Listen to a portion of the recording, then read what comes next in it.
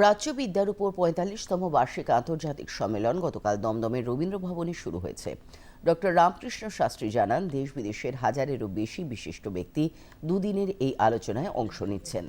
দেশের প্রাচীন সংস্কৃতি, বেদ, বেদান্ত, ধর্ম, জ্যোতিষ, উপনিষদ, তন্ত্র, যোগের উপরে আলোচনায় অংশ নেন বিশিষ্ট জনেরা।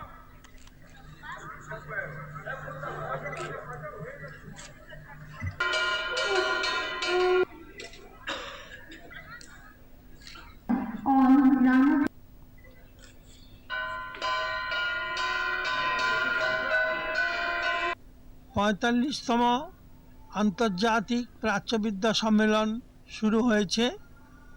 এই সম্মেলনে হাইকোর্টের বিচারপতি এসছেন এবং ৪৫টা বিশ্ববিদ্যালয়ের উপাচার্যগণ এসেছেন এবং বহু দেশ বিদেশ থেকে বহু ব্যক্তি এসছেন। আজকে বিশেষ বিশেষ ভাষণ হবে হেরিটেজের উপরে। হেরিটেজ অর্থাৎ হচ্ছে সংস্কৃতি, বাংলা সংস্কৃতির উপরে বেদ, বেদান্ত, উপনিষদ, ধর্ম, তন্ত্র, যোগ এবং জ্যোতিষের উপরে নানা রকম সম্মেলন আলোচনা হবে।